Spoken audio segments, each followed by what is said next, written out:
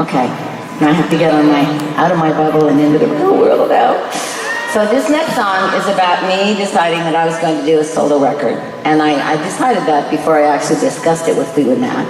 And so one day in 1979, I decided that I was going to have to actually discuss it with them. So gathered them in a room and I said, so, Fleetwood Mac, I need to do a solo record.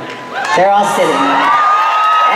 And I'm standing, again, like the teacher, I'm standing here and go, I need to do a solo record. And they're all like, and I said, okay, close your mouths. This isn't as bad as you think. This is just because you tease me all the time about the fact that, oh my God, there she goes, she's writing another song. The fact is I need another vehicle for all these songs because we have 3 writers and every time we do a record, we each get 3 or 4 songs. For me, it's not enough. For you guys, it's enough. I need more. And all these songs that don't go on these last 3 albums that we've just done go into what I like to call the gothic trunk of lost songs. And so there's a lot of songs in that trunk right now.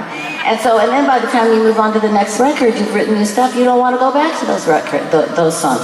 So this is my promise. I am never going to break up Fleetwood Mac. I promise. This is 1979. It's 2017. So I kept my promise. And they said, amazingly enough, they went, okay. So off I went to New York, jumped on a plane, went to Atlantic Records, which is where I wanted to be with all the great R&B singers, because that's where I felt that I belonged. And so I go and I talk to the president of the company, Doug Morris, and I said to him, so you think that, you don't think it's possible that I might be able to join Tom Petty and the Heartbreakers, do you? He said, no, that's not gonna happen. And I'm like, well, that's a bummer. Okay, so what about this? Who produces Tom? And he said, Jimmy Iovine. And I said, okay, well, can you set me up with Jimmy Iovine? Mind you, I've just met this man, right? So can I have dinner with Jimmy Iovine? He's going, yes, okay, I'll make a call right now. So I go to dinner with Jimmy and I tell him, I want to make a Tom Petty and the Heartbreakers record, except with me. And he said, great, because Jimmy had already made some girl records, and he said, great, I'm in the mood, let's do it.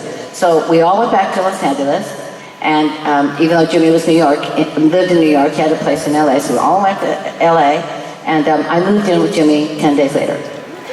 Because things were moving fast in those days, and so it's this is what happened. I'm just telling you the truth, that's what happened. So anyway, I moved in with Jimmy, but I couldn't be seen or heard because he was finishing Tom's record. I didn't know Tom then. So he was finishing Tom's record, and he didn't want Tom to know about me because he's like, oh, you know what, Tom's gonna go oh, great. So now, nothing like a new girlfriend to just take your mind completely off the record that you're doing with me. So you have to stay hidden. So I did, stay hidden in the basement. Every time Tom would come over, which was awesome. But I would sit on the step and listen to everything, right? So I was like, I agree. No.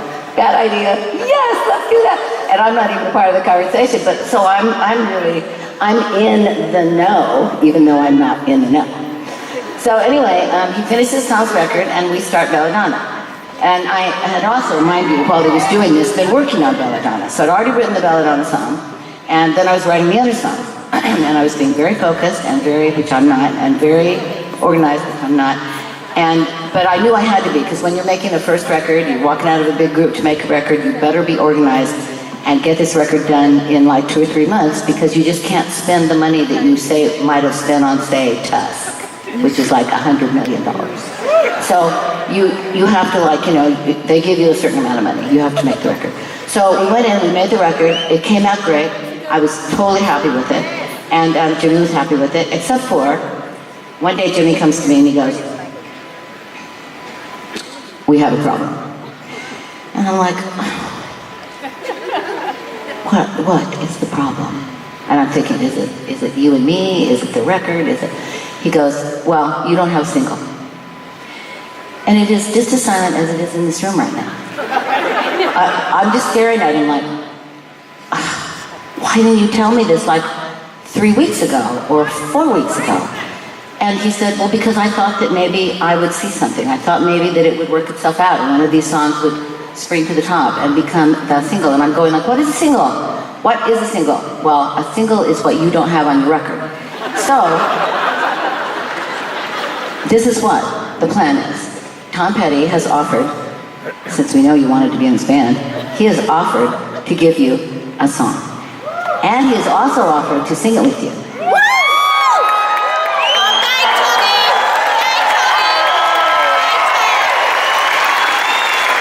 So I'm like, fantastic. But then the really conceited part of me, the girl from Fleetwood Mac, says, well, I need to hear the song first.